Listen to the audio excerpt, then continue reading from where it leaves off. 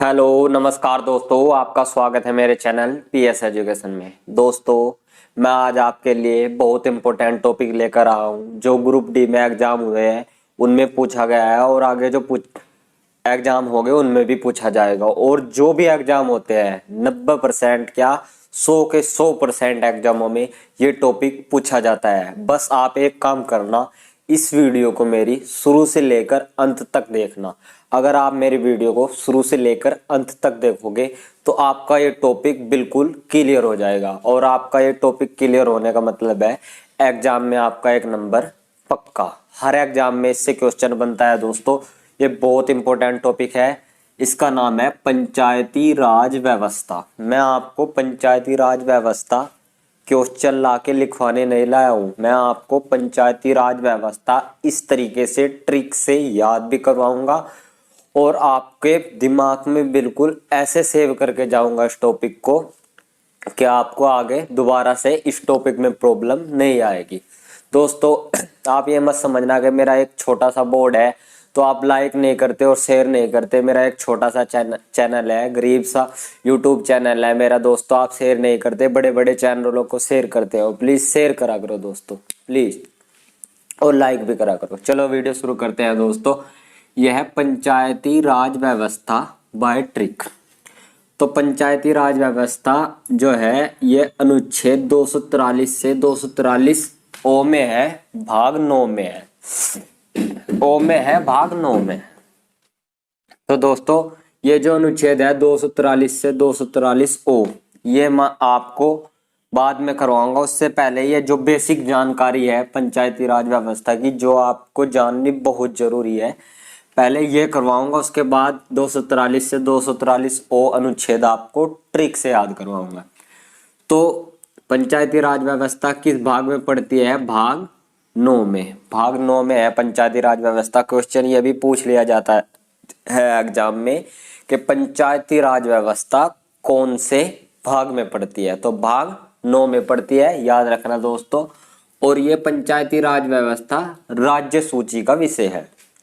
3 सूची होती है, संघ सूची, राज्य सूची, समवर्ती सूची। तो ये राज्य सूची का विषय है। जैसे यह है पंचायती राज व्यवस्था, तो राज से हो जाएगा राज्य, राज्य सूची। राज्य से आपको याद आ जाएगा राज्य सूची। पंचायती राज व्यवस्था राज्य सूची का विषय है और भाग ये 9 में है। ये पंचायती में प है, 9 जैसा दिख रहा है, तो ये भाग 9 में है। और अनुच्छेद 243 से 243 ओ तक है। अब यह अनुसूची 11 में है। अनुसूची 11 में पड़ता है पंचायती राज व्यवस्था, अनुसूची 11 में। और अनुसूची 11 में पंचायती राज व्यवस्था में 29 विषय है। यह भी बहुत इंपॉर्टेंट है दोस्तों, 29 विषय है और ये अनुसूची 11 में पड़ता है और 29 विषय है। 29 विषय है दोस्तों। और अनुच्छेद 243 से 243 ओ। तो अब हम करते हैं ये बलवंत राय मेहता समिति 1957 में त्रिस्तरीय राज व्यवस्था का सुझाव दिया। क्वेश्चन दोस्तों, त्रिस्तरीय राज व्यवस्था, द्विस्तरीय राज व्यवस्था और 4 स्तरीय राज व्यवस्था, पंचायती राज व्यवस्था का सुझाव किसने दिया, ये बहुत पूछा जाता है, बहुत इंपॉर्टेंट है दोस्तों। मैं इन तीनों को आपको ट्रिक से याद करवाऊंगा, आपको क्वेश्चन देखते ही आंसर आ जाएगा। तो यह है बलवंत राय मेहता समिति 1957 की सिफारिश पर त्रिस्तरीय राज व्यवस्था को जोड़ा गया। तो इसे हम कैसे करेंगे? क्वेश्चन आएगा त्रिस्तरीय राज व्यवस्था किसने जोड़ी, तो आपको याद आ जाएगा बलवंत राय मेहता समिति। तो यह है बलवंत में यह लास्ट में तय है, राय मेहता इसमें भी तय है। चाहे इस तय से ले लो चाहे इस तय से ले लो, तय से हो जाएगा 3 और 3 से हो जाएगा त्रिस्तरीय राज व्यवस्था। तो तय से हो जाएगा त्रिस्तरीय राज व्यवस्था। त्रिस्तरीय राज व्यवस्था हो जाएगा दोस्तों बलवंत तय राय मेहता तय। तय थे त्रिस्तरीय राज व्यवस्था। त्रिस्तरीय राज व्यवस्था का सुझाव बलवंत राय मेहता समिति ने दिया 1957 में। 1957 में दिया दोस्तों। अब यह है सबसे पहले 2 अक्टूबर 1959 में राजस्थान के नागौर जिले से पंचायती राज व्यवस्था की शुरुआत हुई। ये इतना इम्पोर्टेंट क्वेश्चन है दोस्तों, इस टॉपिक का सबसे इम्पोर्टेंट क्वेश्चन जो हर एग्जाम में प्रीवियस ईयर पता नहीं कितनी बार पूछा गया है कि पंचायती राज व्यवस्था की शुरुआत कहाँ से हुई। तो राजस्थान के नागौर जिले से 2 अक्टूबर 1959 में हुई। तो ये भी आपको याद रखना है। सबसे पहले 2 अक्टूबर 1959 में राजस्थान के नागौर जिले से पंचायती राज व्यवस्था की शुरुआत हुई। अब ये करते हैं हम द्विस्तरीय राज व्यवस्था, अशोक मेहता समिति। द्विस्तरीय राज अशोक मेहता समिति 1977। द्विस्तरीय राज व्यवस्था, द्विस्तरीय में यह है 2 और ये अशोक में भी ये यहाँ 2 जैसा दिखाई दे रहा है, ये 2 जैसा है स, तो इससे आपको याद आ जाएगा अशोक के बीच में ये 2 जैसा है 2, द्विस्तरीय राज व्यवस्था। द्विस्तरीय राज व्यवस्था का सुझाव किसने दिया? अशोक मेहता समिति। अब हम करते हैं 4 स्तरीय पंचायती राज व्यवस्था। तो पीवी के राय समिति ने दी 4 स्तरीय पंचायती राज व्यवस्था का सुझाव। जब आपके ये 2 याद आ जाएंगे तो पीवी के राय अपने आप याद आएगा 4 स्तरीय है। तो ये वैसे 4 पी जैसा दिखाई भी दे रहा है, तो पीवी के में पहले पी है और 4 स्तरीय पंचायती राज व्यवस्था पीवी के राय ने दी। अब ये इंपॉर्टेंट है दोस्तों, यह 73वें संविधान संशोधन 1992 के तहत संवैधानिक दर्जा। पंचायती राज व्यवस्था को 73वें संविधान संशोधन 1992 के तहत संवैधानिक दर्जा मिला। यह भी इंपॉर्टेंट है दोस्तों, 73वें संविधान संशोधन 1992 के तहत संवैधानिक दर्जा मिला और यह 73वां संविधान संशोधन लागू हुआ 24 अप्रैल 1993 में। 1992 में नहीं, 1993 में, 24 अप्रैल 1993 में से ये लागू हो गया और संविधान संशोधन हुआ था 1992 में।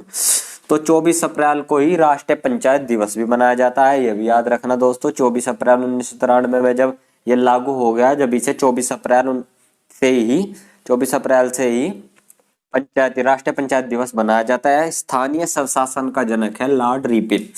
यह भी क्वेश्चन दोस्तों इन्हीं से रिलेटेड है। स्थानीय स्वशासन ही कहते हैं पंचायती राज व्यवस्था को। तो स्थानीय स्वशासन का जनक है लॉर्ड रिपन, जिसका कार्यकाल वायसराय में 1880 से 84 तक रहा।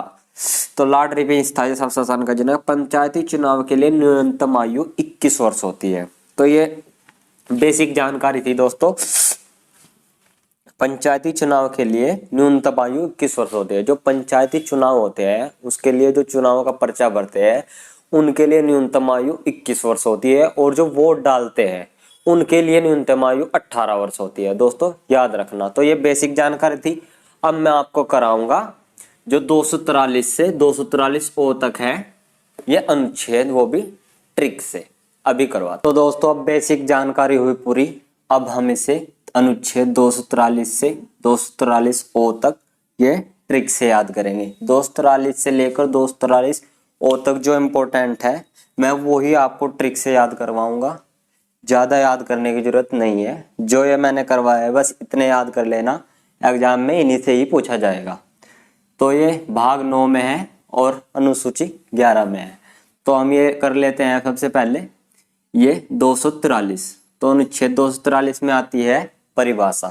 हर अनुच्छेद में शुरू में परिभाषा ही आती है। तो 243 में परिभाषा, यह आप आसानी से याद कर लेंगे, इसमें कोई ट्रिक की जरूरत नहीं है। 243 परिभाषा। अब आ गया 243 ए। 243 ए में आएगा ग्राम सभा। तो ए से असेंबली, ए से क्या हो जाएगा? असेंबली, असेंबली ग्राम सभा हो गया याद आसानी से। अब 243 बी, बी से हो जाएगा बनाना, बी से बनाना, पंचायत, बनाना मतलब गठन करना, गठन करना, पंचायतों का गठन, यानी कि 243 बी से बनाना, गठन करना। 243 बी पंचायतों का गठन, ए असेंबली, 243 ए पंचायत वो ग्राम सभा। ठीक है। अब 243 सी, सी से हो जाएगा संरचना, सी से संरचना, यानी कि पंचायतों की संरचना। 243 सी में संरचना, सी से संरचना, आसान हो गया।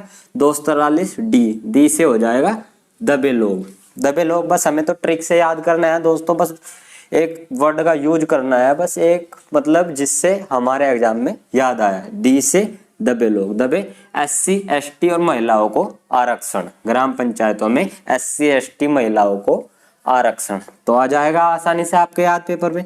ई से ईयर, ईयर मतलब 5 वर्ष, पंचायतों की अवधि होती है 5 वर्ष, तो ये हो जाएगा 243 ई में अवधि 5 वर्ष। ई 5 नंबर पर आता है एबीसीडी में 5 वर्ष, उससे भी आपके याद आ जाएगा। ई से ईयर, ईयर अवधि यानी 5 वर्ष की अवधि। अब 243 एफ, 243 एफ से हो जाएगा फेल, एफ से हो जाएगा फेल। फेल से कैसे याद करेंगे? योग्यता, पंचायतों के लिए जो योग्यता होती है 21 वर्ष होती है। तो फेल, अगर हम कोई पेपर देते हैं या फेल होते हैं या पास होते हैं, उससे ही तो हमारी योग्यता पता चलती है। पास होते हैं जब योग्यता, तो एफ से 243 एफ फेल, फेल से आपको याद आ जाएगा योग्यता, यानी कि पंचायतों के लिए योग्यता। ठीक है।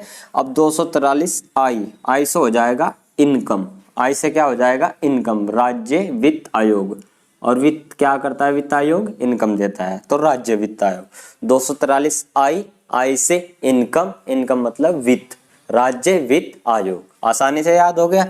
अब 243 के को करना है के एल याद, के बाद एल आता है, तो 243 के को करना है के एल, एल से हो जाएगा इलेक्शन, इलेक्शन से हो जाएगा निर्वाचन, निर्वाचन आयोग का गठन पंचायतों के लिए।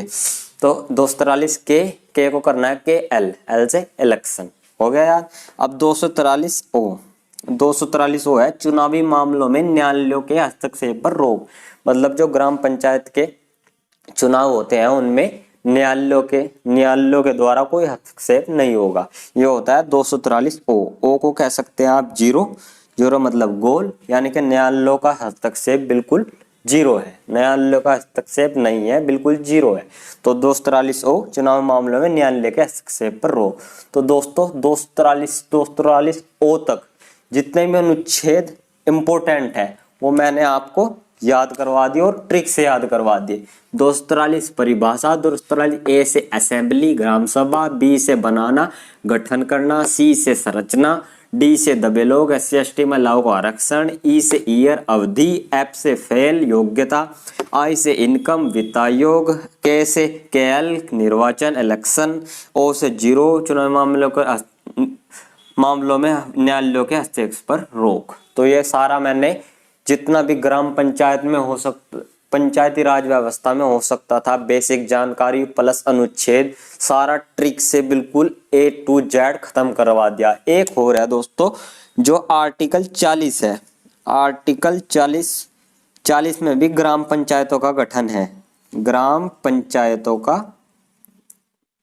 गठन ये भी आता है, ये नीति निदेशक तत्व में है, ये आर्टिकल 40 ये भी पूछ लेता है बहुत बार, आर्टिकल 40 है, ये भी ग्राम पंचायतों का गठन ही है, और ये 243 ये भी ग्राम पंचायत के ही है। तो मुझे आशा है आपको मेरी वीडियो अच्छी लगी होगी। अगर आपको मेरी वीडियो अच्छी लगी है, सच में अच्छी लगी है और आपको कुछ सीखने को मिला है, चाहे थोड़ा ही सीखने को मिला है, तो प्लीज़ मेरी वीडियो को लाइक करें, चैनल को सब्सक्राइब करें और शेयर करें दोस्तों, शेयर करें जरूर। आपको मेरे चैनल से कुछ ना कुछ सीखने को जरूर मिलेगा। थैंक यू दोस्तों।